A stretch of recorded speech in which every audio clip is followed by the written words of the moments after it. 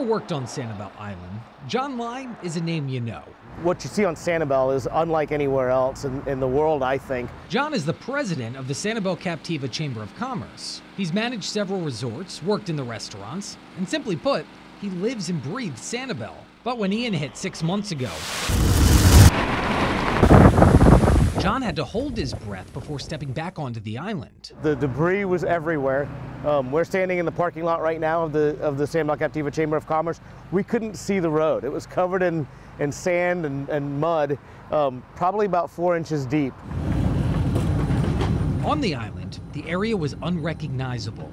The storm surge wiped away businesses, homes, cars, and the Sanibel Causeway was broken into 6 pieces. We never would have thought on that day that 6 months later we would be where we are today.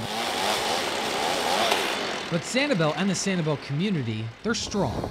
So the rebuild started as soon as business owners could get back onto the island. If you go back to right after the hurricane, obviously we were in rough shape. No water, power, sewer, electric. You look at it now, and we have 2 of our buildings up and running. We have 20 units open. Chris Davison is the general manager of the Island Inn, the oldest resort on Sanibel.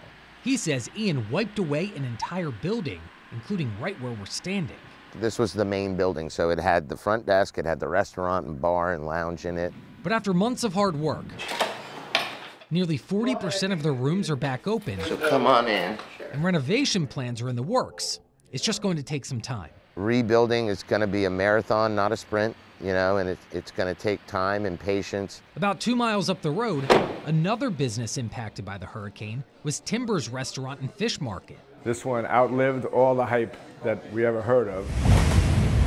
Owner Matt Asen tells us, as the storm surge rushed in, his employees were taking videos from the deck. And I've been here for 44 years, and we never had any type of a storm surge. We had wind damage and rain damage. Now, although the storm surge didn't make it into the restaurant, Asen says the hurricane ripped shingles off the roof, flooding some of the inside. 10 days after the hurricane, we had 2 days of torrential downpours.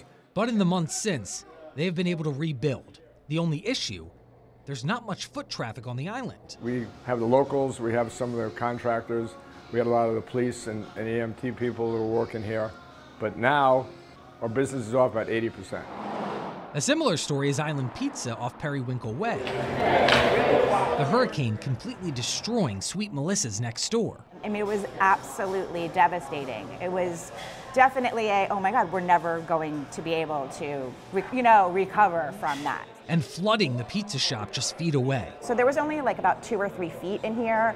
So it was, the muck and the drywall, all the equipment. But thanks to a team effort, they were able to get the shop back open. We were all in here cleaning and doing what we could to get it open because we all wanted to get back to, some sort of normalcy in our lives, getting up and going to work.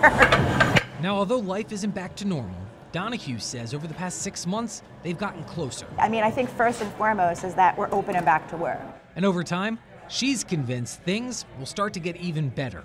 Everyone just needs to have a positive outlook. So over the time, it just becomes a little bit easier to come on the island because you're like, oh, there's green, there's living things, there's movement, there's activity. So that's, been like a huge part of the healing process of watching things grow again.